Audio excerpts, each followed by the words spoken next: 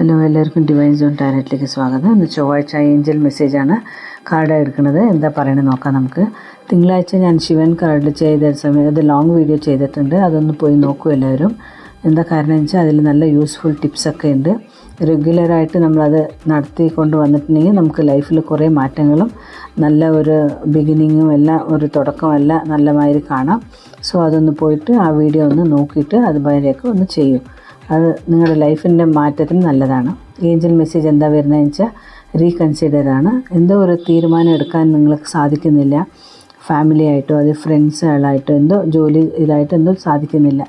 So അതുകൊണ്ട് നിങ്ങൾക്ക് കുറച്ച് നേരം ഇരുന്നിട്ട് ആലോചിച്ചിട്ട് നല്ല ക്ലോസ് ആയിട്ടുള്ളവരുടെ അടുത്ത് നിങ്ങൾ പോയിട്ട് നമുക്ക് എന്താ വേണ്ടതെന്നുള്ളത് ചോദിച്ചിട്ടുണ്ടെങ്കിൽ നിങ്ങൾക്ക് അതിൻ്റെ ഒരു ആൻസർ കിട്ടുന്നതാണ് അന്ന് കാണിക്കുന്നത്.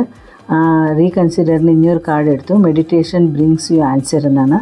ഒരു ഭാഗത്തിരുന്നിട്ട് നല്ലോണം മെഡിറ്റേഷൻ ചെയ്തിട്ട് യൂണിവേഴ്സിനോട് പ്രാർത്ഥിച്ചിട്ട് ചോദിക്കുക എന്താ വേണ്ടത്, എനിക്കൊരു ആൻസർ കിട്ടുന്നില്ല പറഞ്ഞാൽ നമുക്കത് മനസ്സിൽ കണ്ടെത്തുന്നതാണ്. Okay, thank you.